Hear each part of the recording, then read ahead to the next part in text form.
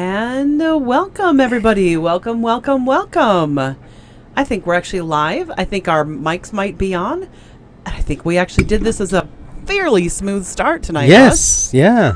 I know. So welcome, everybody. I'm Russell, and this is Kimberly, and we are TAM Terms at Shore West Realtors. Yes. And this is our live broadcast. So welcome to our show tonight, folks. Our show tonight is all feature on. It's actually not going to be a very long one. We're actually going to start kind of shortening them, making them a little bit easier for people to be able to watch on their lunchtime if they miss it the night before. Trying to keep it down to like 15, 20 minutes. Although I don't know, Russ. Think I can talk for only 15, 20 minutes and shut up? No. You don't think so? Well, let's talk a little bit about what we've been doing this week. We've been working on our training stuff. And yeah, so on our back end. We've been spending a lot of time on that. Yep, and I have been spending quite a bit of time in the sun, and I needed that tonight because we thought that since we were doing the broadcast tonight, which means we're working tonight. Yeah, you look a bit like that, that fast food lobster chain. The Red Lobster? I know. But what's ironic about that is that I sprayed everything else and forgot to spray my face. My face is the only thing that really hurts right now. The other day I forgot to spray anything at all. So my back hurt for a couple of days. But, yeah, that's kind of a problem for us white girls. Definitely a problem. So I did put some of this, even though this is like body cream from Bath and Body Works.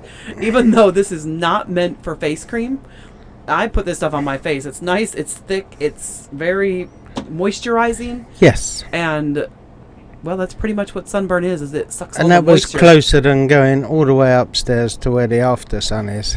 Oh, I don't usually use after sun anyway. I usually just use moisturizer because that seems to be more effective for me.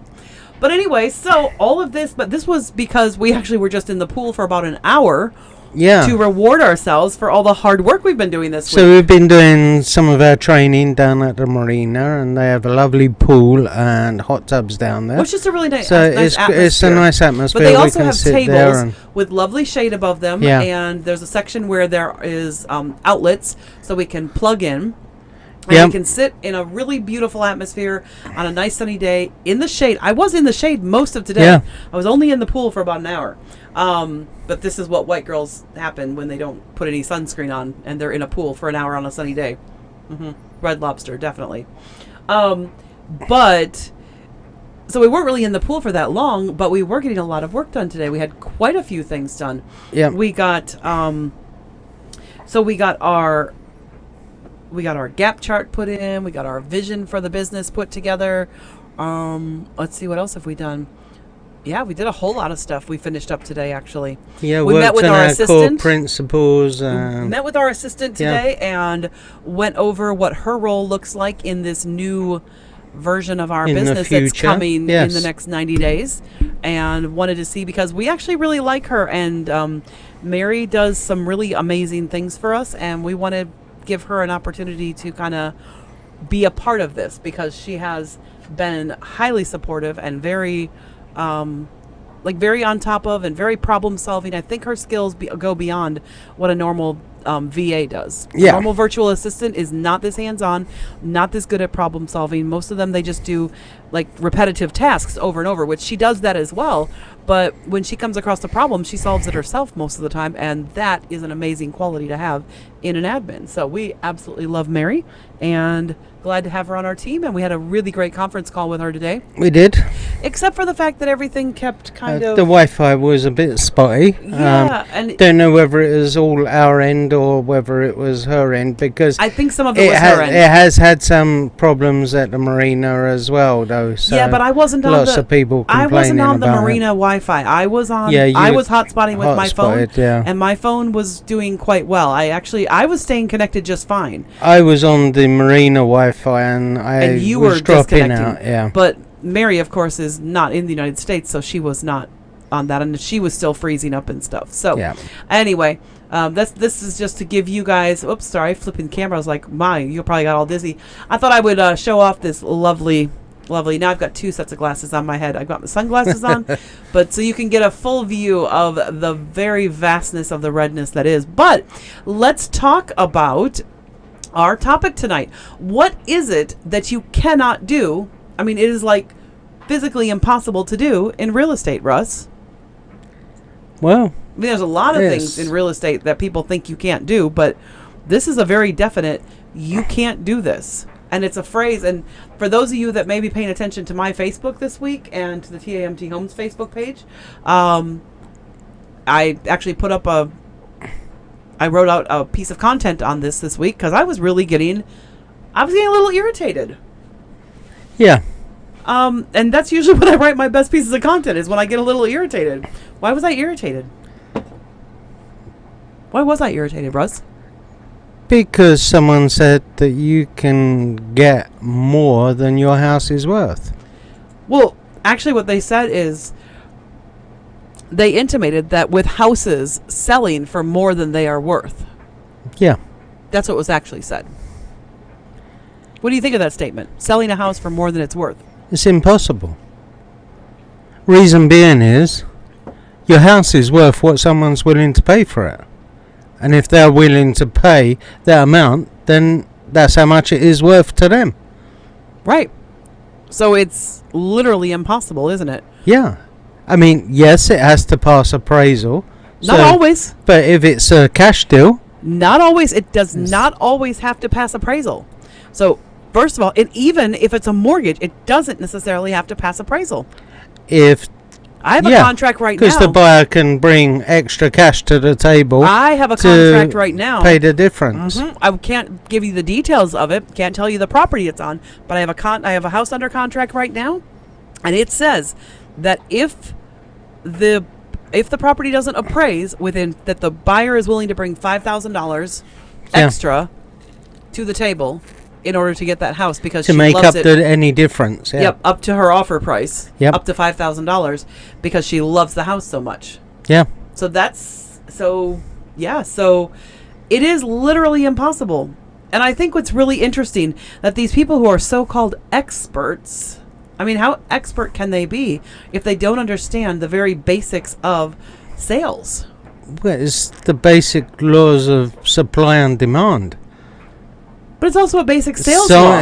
Whatever someone's willing to pay for it is what it's worth. Yeah, but it's not even just houses. And this is why I don't understand these so-called experts. Houses, cars, anything. Yeah, absolutely. I mean, is a Lamborghini worth, $2-3 million technically? Because technically it's the same type of vehicle that will get you from A to B. And obviously there are higher end finishes and things like that. But I wouldn't want a Lamborghini because they're not the most... I'm a big guy and they're not the most comfortable cars. Believe you me, I've been in one, I've driven one, and give me the Aston Martin any day. I also drove one of those, a DB9, and that was so comfortable and lovely. And was just as fast. And here's the thing is, there are like all these different cars that are at these prices that are like these fancy cars that, they're sold for millions and millions. Well, let's talk about like a 1960s car that's been renovated, etc. Is it actually technically worth, if we take all the sum of its parts and we put it together, is it worth the actual price that people pay for those classic cars? Well, it's worth it to them. Exactly. And that's the thing. It's worth it to whoever buys it at that price. So if somebody wants to buy it at that price, then that makes it worth it. I mean, but here's the thing. I mean, Starbucks sells regular coffee. Yes. So does McDonald's. Yeah. But McDonald's charges $1 for their coffee and Starbucks charges like $4. Well, depending on your market. Might be $5 or $6 if you're in a larger city, a more metropolitan area. But I think it's like $3.50 now for a Starbucks coffee, just coffee. I'm not talking about a mocha or a cappuccino or anything extra. Might be $3. A caramel macchiato. But still, 3 times the price for a cup of coffee. Yeah. And yet people flock to Starbucks and avoid McDonald's because they want a Starbucks coffee. Yep. Why is that? Because it's worth it to them. Exactly. They enjoy Starbucks coffee. Well, and for some of them, they enjoy the experience of Starbucks in general, which has been a little bit iffy recently with COVID and all. But outside of COVID times, I mean, look at things like Vans sneakers. Are you familiar with Vans sneakers, Russ? No. No? Okay, they look just like your pretty old-fashioned plimsolls, actually. What you would call a plimsoll. Yeah. They're pretty much like a plimsoll. Right. And yet they sell for quite a bit of money now because they're popular. And people want them. And people will pay hundreds for them. Wow. I think some of them even sell for thousands, like the collectible one type. Plimsoll?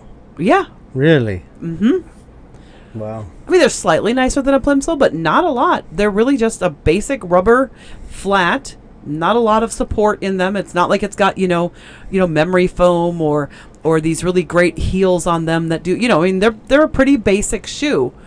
Good quality material, don't get me wrong. I do think they do a good quality product, but there's a reason, and it's because they have made people understand that what they have is an experience. Yeah. It's an experience. It's like a Nike trainer versus an off-brand trainer. Yeah. Do they do the same job? Versus a Walmart shoe. Yeah. Do they do the same job? Yeah. Or Payless. So, we go to Payless and we get a shoe, but we can also get a Nike from, an upscale shoe store. And you'll pay more. You'll pay 2 to 3 times to 5 times, depending on what it is. Or 10 times if it's a really famous one. Yeah. So it is impossible, this idea that you can pay more than a house is worth is actually an impossibility. Yeah, because the market will dictate what the price is. Mm-hmm. And if there's somebody out there willing to pay that much for the house. Because, see, the problem is, like in Racine, they've now started putting this phrase on our tax bill that says fair market value.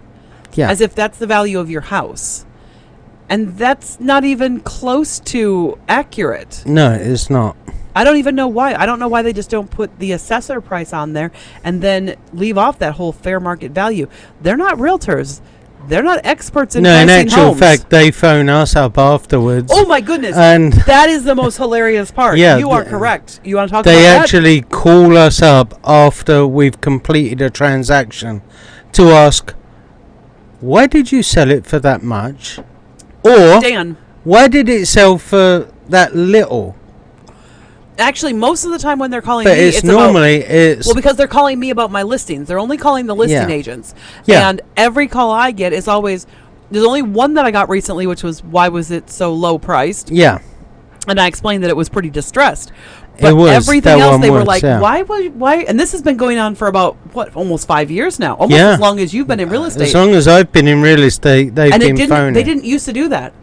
I don't know if you knew that, because it has been going on about as long as that. Yeah. I get a call very frequently from Dan, who I will not say his last name, and he asks, why did this house sell for this much money? Yeah. Why was it so expensive? Other houses around it weren't so expensive, and I now have it down pat. I'm like, Dan, when Dan calls me from the assessor's office and asks me those questions, I'm like, Dan, you're calling me. I thought you knew. I sell houses for more money. I thought you knew this. I thought you knew this. And now it's become a little bit of a joke. I get more money from my clients. I get more money from my clients. Because I'm a great agent. Well, it's more of a joke between us. Like, Dan, come on. I've told you this now. How many times have I told you? Yeah. And so it is literally, so folks, if you see somebody say out there that that you are selling your house for more than what it's worth, you need to ignore that, because anybody who says that to you is not correct. And let's put it this way, if it's not worth it, then no one will buy it at that price. Exactly. However, there is a chance you can put a house on the market overpriced and it won't sell. Correct, but that's not selling it. But it's not selling it for more than it's worth. Right, that's stagnating it for more than it's worth. You know, you do get some agents, some sellers want to test the market and they want to try and get a higher price, and they're generally the ones that are sitting on the market that haven't sold. But when it's priced close to where it should be, then you may get over asking offers because that's what it's worth to that person. Absolutely. So I think that's really, really fascinating, that this idea, I mean, I actually did some Googling on this to see if I could find some articles. And What did you find? So I found some articles. I'm going to pull this over here where I can actually read it a little bit better because that monitor was too far away and I hadn't turned this up a bit. So first of all, it talks about below market. Can you sell it below market? Well, here's the thing. You can't sell it for below market value either. And somebody else... you can if you sold it to a friend for a heavy discount because you didn't put it on the market, or you went for sale by owner and sold it undervalued. Okay. We've bought some that were... Well, we not personally. No, but helped our buyers buy properties that we know we could have got 10 to 15,000 more. Yes, but pricing a house below quote-unquote market value is fine.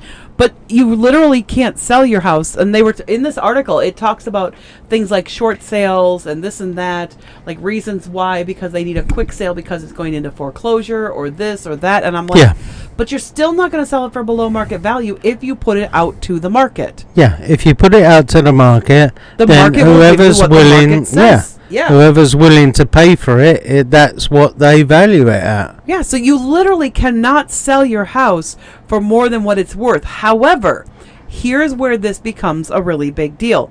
Because if your agent doesn't recognize what your home is worth, you could lose money.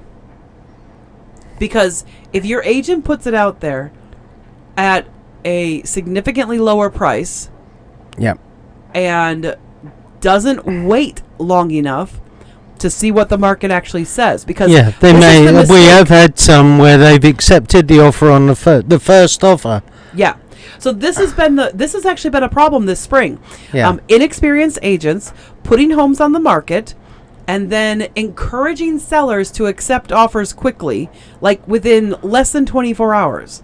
Yeah. I mean, there's literally zero reason to accept an offer if your house has not been on the market for 24 hours. Unless it's a really, really good over-asking offer and it's cash. Yeah. It would have to be an awfully good one, like my Bluffside Drive. Yeah. But even Bluffside Drive, it was on the market technically for 36 hours before we accepted the offer that we accepted. Yeah. So I just don't believe that any agent should put it out there and have it on the market less than 24 hours. Like, less than 24 hours doesn't work. Yeah, I've literally, house has gone on the market in the morning. I've scheduled a showing for the evening. I've got my buyers in there. We've gone to write an offer. I've called the agent, said, okay, do you have any offers? Yeah, we're accepting one now. Or we've already accepted. Mm-hmm. We just accepted one. Mm-hmm. And I'm going, it's only 6 o'clock at night. Yeah. This only went on at 9 o'clock this morning. And there was other people showing it before and after me who would have liked to have probably written an offer on it as well. At least. Yeah. And we wasn't given the opportunity because the agent accepted the first offer. Well, and it's not the agent who accepts it. Technically, it's the seller. But if the seller is being advised by their agent, hey, take this offer, don't wait for anything else. Yeah, we can accept this. And I will say this. Even on mine that do get accepted pretty quickly, like within that first 24, right at the 24 hours to 48 hours mark, I still always tell them, do you want to wait and see what's happening? Do you want to wait and see if we get some more activity? I'm not going to tell you to accept the first offer that comes in necessarily. Yeah. We have to present it. Yes, but we don't have to accept it. We don't have to accept it. We can wait a little bit. Yeah, and I mean, it's a big thing. And half the time, we're submitting offers, and we don't get any response back. Which is poor from the other agents. Yeah, absolutely. I think that's terrible. That we really have to. I've called other agents like multiple times and haven't got a response, and asking, well, what happened to my offer? And some of them think that because they had 20 offers in their hand that they shouldn't have to respond to the other 19.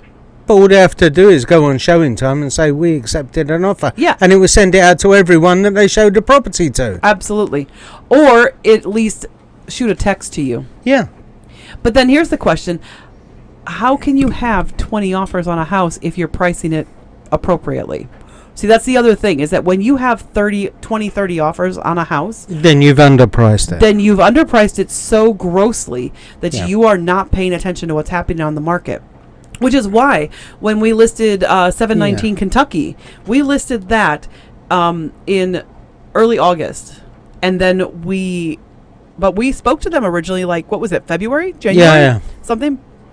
And I said to them at that time, you need to understand these are the numbers for right now. And the numbers we gave them right then were significantly lower than what we went on the market for. Because the market had changed. And the offer that we have in hand is significantly more than what we listed. Well, but we didn't have 20 offers on the house. No. We had enough offers, but we didn't have like 20. I'm good with anything under 10. Yeah. Anything under 10 just says, hey, We've I'm really quite pitching it often right. had 3, 4, 5, 6 We've been doing that for years. It wasn't just this spring. No, but we tend to price them accordingly. Price them right. You get the offers. It's good to have competing offers. Oh, yeah. Or it's good to make people think that they're competing at least. And I never lie to people. I will never lie and tell people there are offers. But if I have a bunch of showings lined up, I'm not going to lie and say, nope, we don't have any interest in this property. I'm going to let the other agent know, well, we've got a bunch of showings lined up. And, you know. And if we have got offers, we'll say we've got offers. Yep. And I never say we have an offer unless we actually have one in hand. I don't even tell my sellers that I have an offer unless I actually have it in hand. Once we have it all through. Even if another agent, like on Kentucky, the agent who was writing the offer showed the house she showed the house at like 2 p.m. Yeah. And at like 3, she told me she was writing an offer, and I went, great. And I didn't get that offer till like 7:30, 8 o'clock at night, something like that. Because in her case, she's a little bit of a newer agent. Not a bad thing. She's a great agent. She's actually doing very well. And we're having a great transaction and we all together. started at some point. Absolutely. And we're having a great transaction, so nothing against her. But when you're a newer agent, it does take longer to do the paperwork. Yeah, because you want to read through all the contracts. Agent, it takes a while to do it when you first start because you don't know. You don't want to make a mistake, so therefore you're not used to filling them out. Like. So you're reading through them, you're considering the answers. But you're I did not asking tell your my clients. sellers that we had an offer until I received that offer. Until you actually got it. At like 8 o'clock at night. It was 8 or something because I think I called them just before 9. And sometimes they make a mistake and they don't send part of the offer over or the pre-approval doesn't come over. The other thing is, early in my career, I had a couple of times where an agent turned to me and said, I'm sending you over an offer. I'm sitting down to write it right now. I'd be like, great, awesome. And I'd turn around to my seller and say, well, I was just told we're getting an offer. That gets a seller excited. Yeah. And then I never got those offers, some of them. Yeah. And I was like, well, why did you... You phoned the agent back. Oh, they decided to go with another property. Mind. They changed their mind. They don't want that after all. Yeah. I'm like, okay, that's fine. So what I've learned to do is until that offer is in my hands, I do not tell my sellers. No. But the nice thing is, you cannot, and this whole conversation was all about, can you sell your house for more or less than market value? Well, if you put it on the market with a great agent, you can't sell it for more than market value. But what you may find if you put it on the market with a poor agent is that you'll get less than market value. Yeah. Because they won't give that the right amount of time on the market. At the first offer, and that's not always the best offer. Sometimes it is. Yeah, sometimes it's not. But you really should not jump at the first one just because they want to lock it in. So yeah, I mean, I put in an offer on a property and for a buyer, and they had accepted the first offer that came through the door, which was less than the offer that you submitted. Yeah. And then we went, well, that seems a little bit premature. Yeah. Especially since it's not like you're waiting to show the house till 2 or 3 days into the contract. No. You're showing the house as soon as you can get in and as soon as you can show it. So here's the summary of this, guys, is this. If you put your house on the market with a great agent, you cannot sell your house for less than market value. Because the market will determine, or for less than what your house is worth. So any comments tonight, Russ? No comments. No comments. Well, we're going to end anyway because we are trying to go shorter, and all we did was about 5 minutes shorter because it's already 7:25. It is. Wow. I know. I didn't think we'd be able to talk that long about that. But thanks for joining us tonight, guys. And we are here every Thursday at 7 o'clock. So enjoy the rest of your Thursday. If you have any questions, drop us something in the chat. We'll be happy to answer them even after the broadcast is done. And you have yourself a great and fabulous weekend. Bye for now. Bye.